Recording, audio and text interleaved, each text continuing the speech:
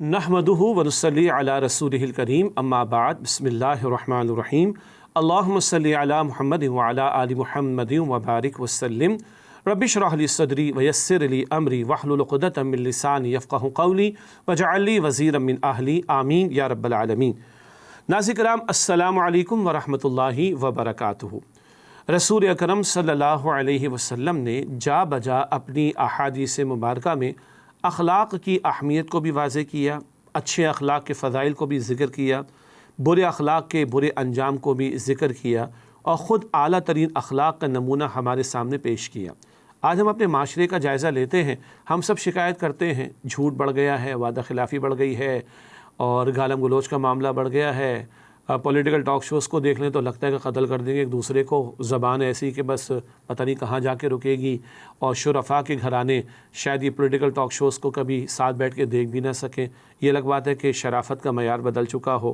پھر جناب ناپ تول کی کمی کا مسئلہ ہو، سود کا معاملہ ہو، رشوت کا معاملہ ہو، اسی طرح لوگوں پر جبر کرنے کا معاملہ ہو، لوگوں کو ستانے کا معاملہ ہو، گھروں کے اندر ناچاقیوں کی بات ہو اور حق تلفیوں کی بات ہو، بڑوں کے سامنے سینہ تاننے کی بات ہو، پڑوسی کا حق پامال کرنے کی بات ہو، رشتہ داروں سے مطلب گنتے چلے جائیے، گنتے چلے جائیے، گنتے چلے جائیے۔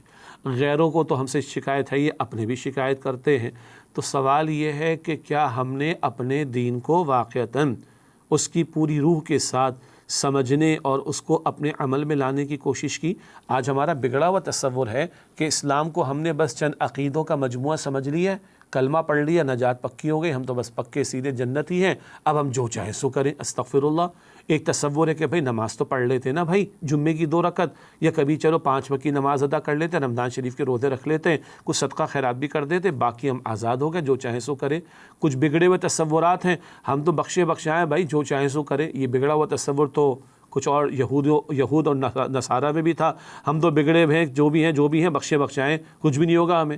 آج ہمارا بھی حال یہ ہو گیا۔ تو کئی نجات کے جھوٹے تصورات ہم نے قائم کر رکھے، کئی ہم نے لیم ایکسکیوزز تیار کر رکھے ہیں، اور کئی ہمارا بگڑا ہوا دین کا تصور ہے کہ چند نیک اعمال کو انجام دے کر ہم مطمئن ہو جاتے ہیں۔ آئیے رسول اللہ صلی اللہ علیہ وسلم کے چند ارشادات کی روشنی میں کچھ اخلاقیات کے حوالے سے باتوں کی یاد دہانی کر لیں۔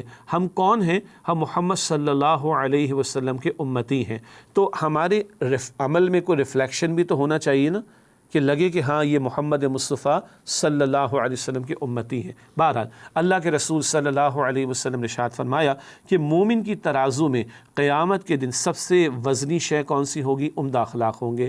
مومن کی ترازو میں جب اعمال تولے جائیں گے قیامت کے دن، تو سب سے بھاری وزن کس شے کا ہوگا؟ وہ اعمال صالحہ اور اچھے اخلاق کا عمل جو ہے وہ معاملہ ہوگا، جس سے اس کا میزان بھاری ہو جائے گا، نیکیوں کا پلڑا بھاری ہو جائے گا۔ سب سے زیادہ وزن عمدہ اخلاق کا ہوگا۔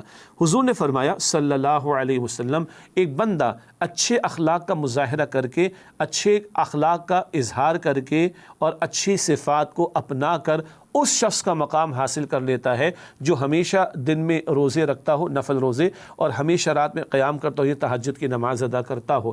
اندازہ کریں دن میں ہمیشہ روزے رکھنا نفل کتنا بڑا اجر کا باعث ہے۔ اچھا پورا دن ہمیشہ کی طرح ہمیشہ رکھنا یہ بھی کوئی اچھی بات نہیں۔ حضور نفل روزے رکھتے بھی تو چھوڑ بھی دیا کرتے تھے۔ یہ عموم کی بات ہو رہی کہ ایک بندہ ہمیشہ دن میں روزے رکھتا ہو اور ایک ہمیشہ بندہ جو ہے وہ رات میں نوافل ادا کرتا ہو، تو کتنا بڑا اجر کا کام ہے۔ وہ شخص جو عمدہ اخلاق کا مظاہرہ کرتا ہے، وہ اس شخص کا رتبہ اور مقام پا لیتا ہے جو ہمیشہ دن میں روزے رکھتا ہو اور ہمیشہ رات میں قیام کرتا ہو۔ اللہ اکبر کبیرہ۔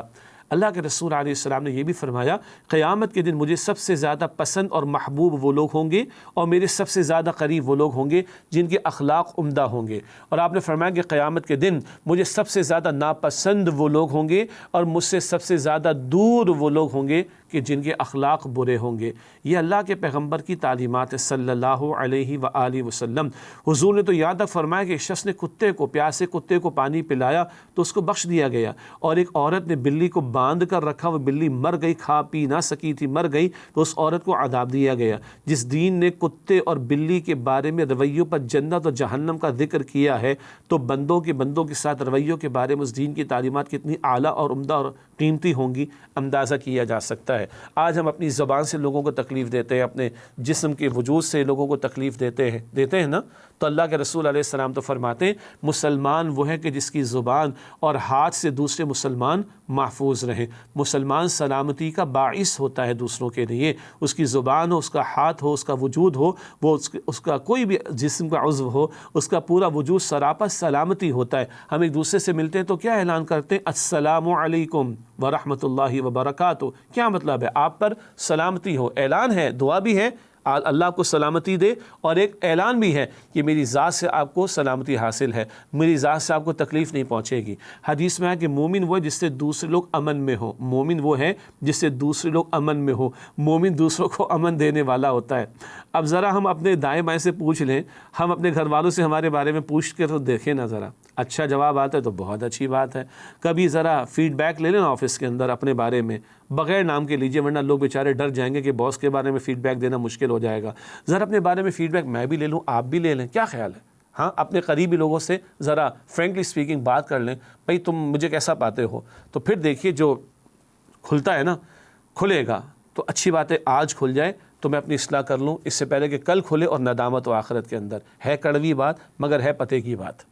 تو اپنے قریبی لوگوں سے فیڈ بیک لے لیں اپنے بارے میں بھی لیتا ہوں، آپ بھی لیں، تو انشاءاللہ تعالیٰ پتہ چل جائے گا اخلاقی حوالے سے ہم کہاں کھڑے۔ عمدہ اخلاق جنت کی طرف اور برے اخلاق جہنم کی طرف لے جانے والے ہیں، اور اب محمد مصطفیٰ علیہ السلام کے امتی ہیں جن کے بارے میں قرآن کہتا ہے وَإِنَّكَ لَعَلَىٰ خُلُقٍ عَظِيمٍ، اور اے نبی آپ اخلاق کے بلند ترین مرتبے پر فائز ہیں صلی اللہ علیہ وسلم۔ تو کیا امتیوں کے اخلاق میں پیغمبر کے اخلاق کا کوئی معاملہ جھلکتا ہوا نظر آتا ہے؟ غور کیجیے گا، اللہ ہمیں عمل کی توفیق عطا فرمائے۔ وآخر دعوانا ان الحمد للہ رب العالمین، والسلام علیکم ورحمۃ اللہ وبرکاتہ۔